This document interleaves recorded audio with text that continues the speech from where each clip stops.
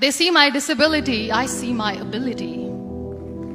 They call me disabled, I call myself differently abled. There are some incidents that happen in your life.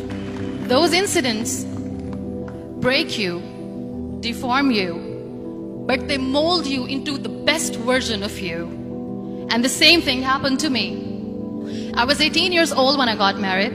My father wanted me to get married. And all I said was, if that makes you happy, I'll say yes. And of course, it was never a happy marriage. Just about after 2 years of getting married, I met a car accident. Somehow my husband fell asleep and the car fell in the ditch. He managed to jump out, saved himself. I'm happy for him. But I stayed inside the car and I sustained a lot of injuries. The list is a bit long, don't get scared. The wrist was fractured. Shoulder bone and collarbone were fractured. My whole rib cage got fractured. And because of the rib cage injury, lungs and liver were badly injured. I couldn't breathe. I lost urinary bowel control. That's why I have to wear the bag wherever I go. 3 vertebrae of my backbone were completely crushed. And I got paralyzed for the rest of my life. I finally ended up in a hospital where I stayed for 2.5 months. I underwent multiple surgeries. One day, doctor came to me and he said, well, I heard that you wanted to be an artist, but you ended up being a housewife. I have a bad news for you. You won't be able to paint again because your wrist and your arm are so deformed, you won't be able to hold a pen again. Next day, doctor came to me and said, your spine injury is so bad, you won't be able to walk again.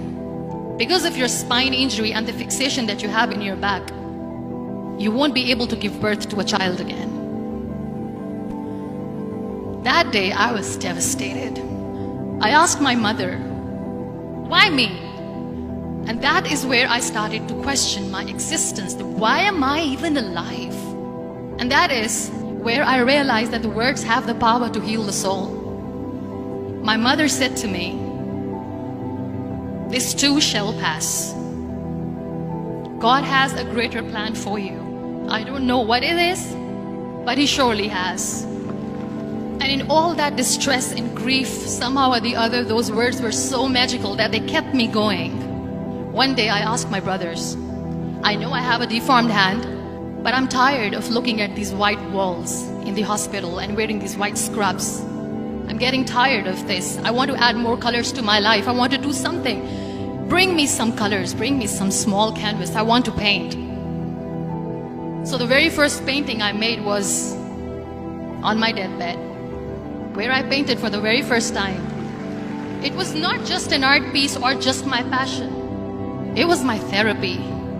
And then I was discharged and I went back home. And I went back home and I realized that I have developed a lot of pressure ulcers on my back and on my hip bone. I was unable to sit. There were a lot of infections in my body, a lot of allergies. So doctors wanted me to lie down on the bed straight for not 6 months, for not 1 year, for 2 years.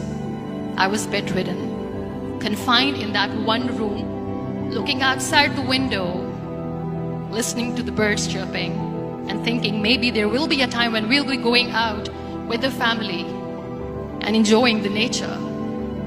That was the time where I realized how lucky people are. That is the time where I realized that the day I'm going to sit, I'm going to share this pain with everyone to make them realize how blessed they are, and they don't even consider them lucky. That day I decided that I'm going to fight my fears. We all have fears. Fear of unknown, fear of losing people, fear of losing health, money.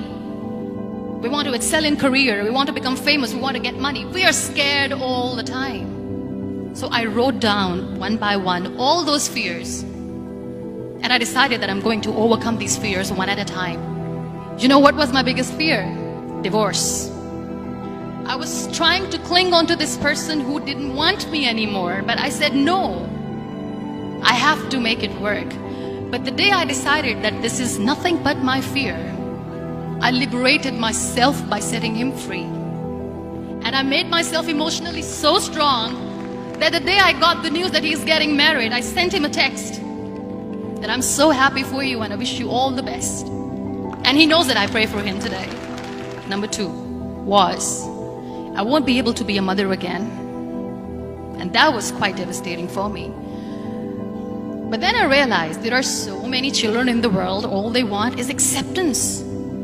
So there is no point of crying, just go and adopt one. And that's what I did. People think that they will not be accepted by the people because we, in the world of perfect people, are imperfects.